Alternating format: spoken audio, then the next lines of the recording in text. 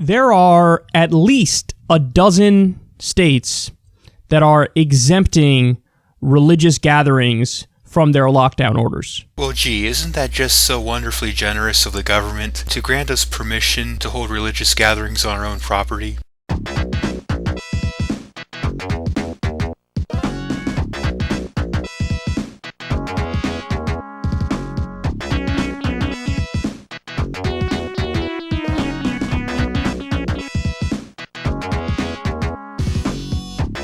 So the majority of states have shut down, non-essential businesses. Dann tritt für mich ein, so wie ich für dich eingetreten bin. Some haven't, but even in many of the states that have shut down the non-essential businesses, they say, well, religious gatherings are essential. Well, to certain people, they may very well be. This is the problem with the idea of shutting down essential businesses. Essential is hardly an objective concept. And so people can gather in small places with large numbers of people and poor ventilation as long as you say it's a religious thing. Well, this criticism seems less relevant as to whether or not the event being held is essential, as much as the choice of venue for hosting the event. There's nothing saying we can't host religious functions in an area that's open and well ventilated. So, make no mistake about it, this will absolutely help spread the virus. Spooky, scary skeletons and shivers down your spine. And I want to show you what some of these people are saying. Driving out of this Ohio parking lot is a woman who just attended a church service with dozens of other people, including children. Can I ask you about your decision to go to church, to be inside that building? I wouldn't be anywhere else. Aren't you concerned you could infect other people if you get sick inside? No. People who don't go to this No. church. I'm covered in Jesus' blood. I'm covered in Jesus' But what blood. about other people who don't go to this church who you might encounter? All of these people go to this church. No, but you're going to be in places where other people I go to are. the grocery store every day. I'm in Walmart, What? Home Depot, all of those But you people. could get them sick from what happens in They the could church. get me sick, but they're not because I'm covered in his blood. Thank you very much. Now, this lady is very clearly a religious nut, but she does have a point. Whatever public venue you go to, you're going to be around other people. It's not like there's any greater risk of contracting the virus in a venue deemed essential versus one deemed non-essential. What? How do you respond to that? It's one thing, I've said this many times before, but it's one thing to be wrong. It's one thing to be wrong about something. It's another thing to be arrogantly wrong about something. So not only are you wrong, you seem insistent that you're right. Yes, and that describes authoritarianism down to a T. Not only do I believe my way of doing things is the best way, but I'm so convinced, so certain of it, it should be mandated at the barrel of a gun. Now, listen, at one point or another, we've all played the fool in our lives, and I'm sure I've done that at some point. I'm sure you've done that at some point. Oh, we know you've done that at some point, Kyle. In fact, I have more of your videos on my chopping block as we speak. You and your little dream team there. Sam Cedar, Tom Hartman, David Pacman. But to do it on a topic so preposterous. Don't worry, it's okay. I'm covered in Jesus' blood. Okay, first of all, that alone would probably lead to disease. That's why I use strawberry jelly instead. It has the same consistency and you can lick it off. How do I know this? Well, that's a good question, which we'll have to wait for later. You don't want to be covered in anybody's blood. You'd be surprised, Kyle. There's a fetish for everything. Never mind Jesus' blood. I'm covered. She was like, I'm covered in his blood. It's okay. She was so sure of herself. I'm covered in his blood. It's fine. I'm covered in his blood. I'm covered in his blood. It's cool. It's cool. I mean, I know religious people. I have religious people in my life. Yes, and you're one of them. You believe in a government with powers and benevolence over and above the average person. And even though they're religious, you would never hear them say such a ridiculous thing. Never! As soon as the pandemic hit, they were like, I'm not going to church. Are you kidding me? Why would I do that? Why would I do that? Make it likely that I get the virus. You really think Jesus is going to protect you from the virus? Well, you believe a big authoritarian government is going to protect you from the virus, which is not that much less ridiculous. That's actually a thing that you think. If that was true, there would be no Christians that have the virus. No Christians would have the virus if that was true. But a lot of them do. There are plenty of Christians that have the virus. So what do you think? I mean, I guess if you talk to this woman, she would say, well, I mean, look, their faith just wasn't strong enough. Well, we could easily apply the same logic to your solution. If big authoritarian government was effective in stopping the spread of the virus, why is the virus still spreading in states and cities that have big authoritarian government? And I'll go out on a limb and say your answer will be because their government isn't authoritarian enough. Oh, come on. Come on. I don't know. Maybe she would say that, or maybe she would say, no, I don't think any Christians have had the virus. There was the famous case, one of the early cases in South Korea. They were like quarantining well, and there was one person that had the virus that went to religious services and spread it to so many more people, and that led to the numbers going up pretty rapidly at one point. Now that they've since got it under control, everybody's wearing a mask, they do chain testing, but the original outbreak really spread because of one religious person who went to services. I mean, you couldn't create something designed to spread the virus more than a religious gathering. Yeah, because of course everybody knows all religious gatherings all function the exact same way. Well, so much for the left and their appreciation of cultural diversity. You couldn't, because everybody's like on top of each other, super close to each other, a bunch of people in a small area. What sort of religious gatherings has this guy been to? If there was no context, I would have sworn he was just describing an orgy. And you could easily, just from coughing a few times, infect 6, 7 people around you, and then think about each one of those 7 people will infect 3 other people per day, assuming that they're, acting relatively normally, and they are going to the supermarket, they are going to whatever the essential businesses are. Or the non-essential businesses that refuse to close. From what I hear, there's quite a few of those. So, I mean, there are plenty of people who are true fundamentalists, like this lady here. So this is why you need the government to act more rationally. So screwing over the economy and dictating how people get to live over what's statistically less likely to kill you than the flu is, in this guy's opinion, rational behavior. This is why you need the government to say, well, no, we're going to shut down all non-essential businesses. All.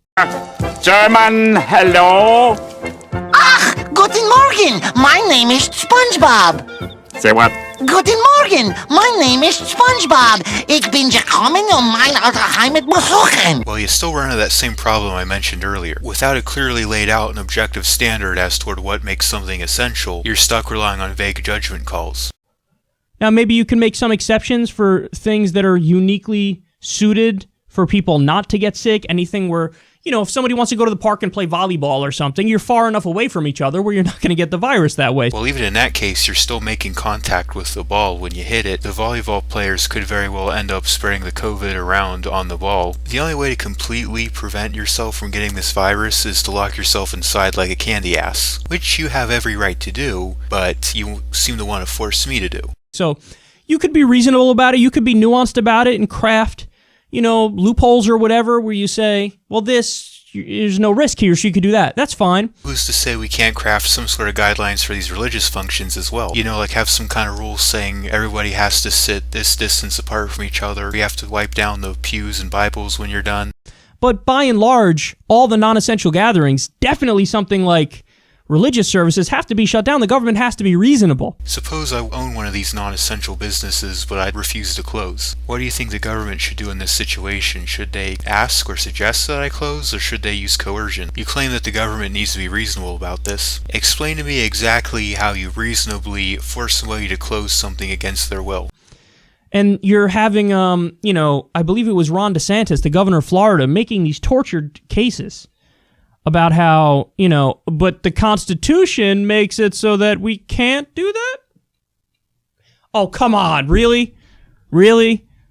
So your idea of separation of church and state includes that if there's a national crisis and emergency and pandemic, therefore, nothing the government says applies to religious institutions? No, he's saying that in spite of the national emergency and pandemic, everything in the Constitution still applies to the government. If all the government needs to do is to label a situation a pandemic in order to be exempt from the constitutional restrictions, well, at that point, why even have a constitution? But that's so silly. Like, okay, yes, we have separation of church and state. You gotta keep them separated. But if somebody commits murder in a church, we don't say, well, he gets away with it because it's technically part of the religious institution. We don't do that because that's stupid. That's stupid. That makes no sense. It's not like all laws are out the window when it comes to a church. No, that's not what that means. Separation of church and state doesn't mean that the law doesn't apply at religious institutions. What it does, however, is put restrictions on how the government can interfere with the operations of a church. And the example he gives is a bit disingenuous, because murdering people isn't an essential aspect of the church's operation. Restricting the ability of people to hurt someone in a church doesn't restrict the ability of people to go there to practice religion. But they're just bending over backwards. You want to know why? Because a lot of the governors who are doing it are probably really religious themselves. But beyond that, a lot of them are Republicans, and a lot of their voting constituency who supported them in high numbers involve religious people, and they don't want to upset them. So when a majority of voters agree with you, that's democracy, power to the people. But when they don't, then it's, people don't know what's good for them, we need executive orders. But you know what will upset them a hell of a lot more? When they start dropping dead. When they start dropping dead, because that will happen. That will happen. You absolutely should shut down. Trump should have done it a while ago. Trump has been not good in dealing with this thing. Let's be honest, if Donald Trump outright invented a cure, distributed it for free, the left would still be complaining because he's Donald Trump. At the federal level, in other words, he's really letting the states kind of decide on their own. The governors decide on their own. Well, there's a reason most of the quarantine action has been implemented by the states rather than the federal government. The 10th Amendment to the Constitution says that any powers not specifically granted to the Fed is held by the states. And nowhere in the Constitution does it really give the federal government any sort of power to implement a national quarantine. So why is Donald Trump leaving the quarantine action to the states? The simple answer is because that's how the Constitution says it has to be done. But I think that's leading to more of a spread, because there are going to be plenty of states that don't shut everything down, and then it'll spread there. But this is one of those instances where at the federal level they should have taken action for sure. Trump should have said at the federal level. What exactly would they have done at the federal level? I mean, even individual city governments are having a hard time making sure all the businesses are closing that need to be. If it's already difficult to enforce a quarantine on a city or state level, what makes you think it would be any easier doing it for the whole country? He originally said, come Easter, let's reopen the country by Easter. Thankfully, he backed off of that. We probably have to thank, Dr. Fauci and whatever other scientifically minded people are talking to him. Dr. Fauci's on our side. He's the one who said you're more likely to die from the flu. But this is wild. Born to be wild. Yeah, this is wild. I've never seen government power grab over disease so much before. See, you wonder why we need, a national quarantine and we need a national lockdown. The reason we don't need a national quarantine or national lockdown is because there's no fucking possible way in hell you could have one. The resources needed to monitor and control 310 million lives simply don't exist. That's because many people in the country are going to sound exactly like that. I don't know the exact number, don't quote me on it, but anywhere from 20 to 30% of the country are hardcore religious fundamentalists. And right alongside religious fundamentalism comes a denial of science.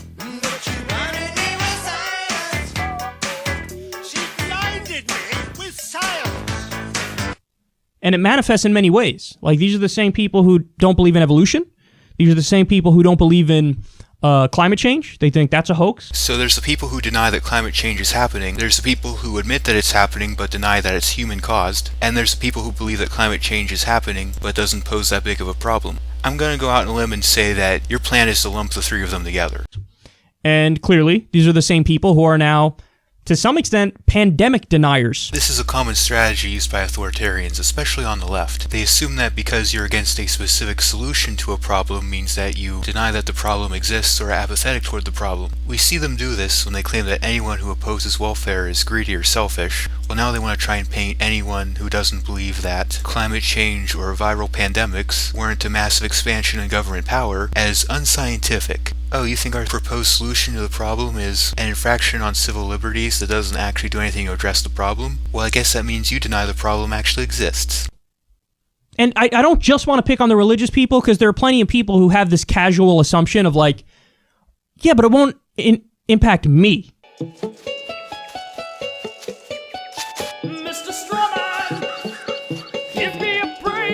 Like, there are plenty of people who think that way. Like, oh, I see the devastation and the destruction, but I'm me, so I'll be all right. It's not that people believe they have any sort of special immunity to this virus, or that we somehow believe that we're randomly just at lower risk of catching it than anyone else. It's that we feel that the decision of what level of risk we're willing to accept should be ours. The people who would like to quarantine and wear masks and everything are more than free to do so, but perhaps some of us are willing to take the risk of getting sick if it means we get to continue living a normal life. Who are you to decide what my life is worth risking for? I'm telling you, a lot of people think that way, but this is like, you know, a step further, and you're going to get a higher number of people that are fundamentalist evangelicals who are going to think like this. It's all right, I'm covered in the blood of Jesus. Don't worry about it. Oh, you were concerned. You were concerned that I might get it or I might spread it. Don't be ridiculous. I'm covered in the blood of Jesus. Think about how ridiculous that sounds to somebody not in the context of the U.S. I mean, it sounds ridiculous in the U.S., but if an alien comes down and they hear the whole situation of the pandemic and they see this woman, oh, so humans are idiots.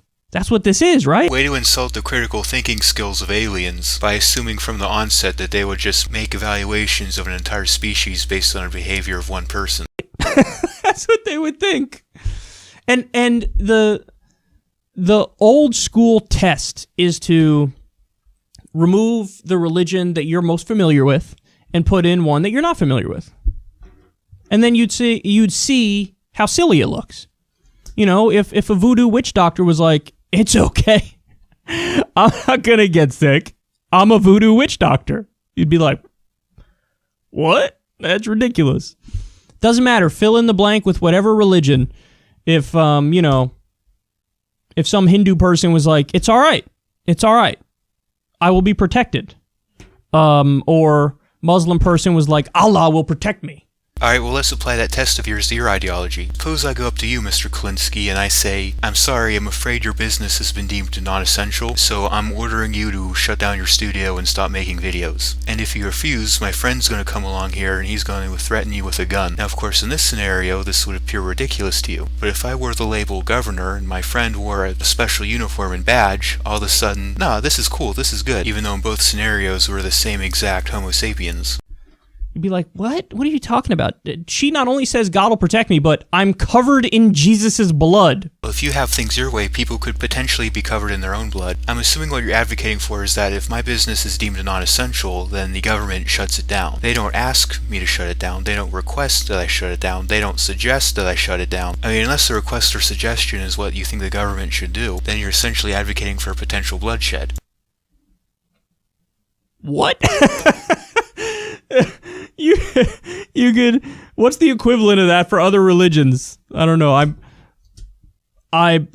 Zeus pissed on me, so I'll be safe. Well, sir, I took 2 semesters of classical mythology, and your take is completely inaccurate. Oh, hold on a second, someone's calling me. Hey man, what's up? Yeah, the new girlfriend is awesome. Friday's date went really good. Yeah, we actually came up with this fun little game, and both of us would dress up like wolves. Like we were both naked except for the ear headband and a little butt plug tail. And we had a little stuffed sheep and we filled it with strawberry jelly. So we would attack the sheep, get strawberry jelly on each other, and then take turns licking it off. Oh yeah man, it was a lot of fun.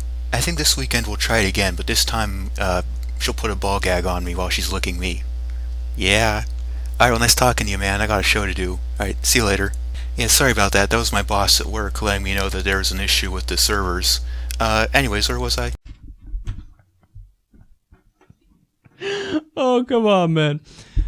You know, this is one of those things I used to know. I'm going to look this up as I talk here to you guys, but I used to know how many religions are there. I used to know that number, and I could use it.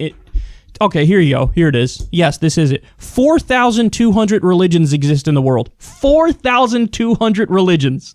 So think about it. This woman who just said, I'll be okay. I'll be okay because I'm covered in the blood of Jesus, so I'm fine. That woman is an atheist when it comes to 4,199 religions. but she doesn't go that one last step of the one she was raised in. Well, you're an atheist with every religion except for government. If it's irrational to ascribe powers and benevolence that most people don't have to supernatural entities, why would it be any more reasonable to ascribe them to plain Jane Homo sapiens? The one that she believes in wholeheartedly. and that really exposes the absurdity of it. 4,200 religions. What are the chances you pick the right one? Carol. I have no idea if her name is Carol, but she looks like a Carol. What are the chances you pick the right one? Very, very, very small. Has anyone else noticed how these so-called skeptics criticize everything except government? As I've mentioned before, religious people and big government people use a lot of the same faulty reasoning to draw their conclusions, and yet the big government people get a pass. So, I don't know, maybe don't roll the dice on the blood of Jesus? I'm not really a religious person myself, but I personally trust Jesus to protect me from the virus way more than government. God, what are we going to do with people, man? It is tough. I mean, generally speaking, I'm of the belief that Americans are kind of historically ignorant. They don't know a lot about history. Yeah, I can agree with him on that. There's still plenty of people out there who believe that giving government special powers during times of crisis results in anything positive at all whatsoever. But I've always made the case that Americans aren't stupid. There's a difference between ignorance and stupidity. You can fix ignorance. You can't really fix stupidity. Perhaps not, but at least I'm putting forth the effort. You can also put forth some effort. By contributing some money on Patreon, you can help me attempt to fix stupid, however futile that may end up being. Hope everyone stays healthy and safe among these difficult times. This is Philosophossum. Until next time, take care.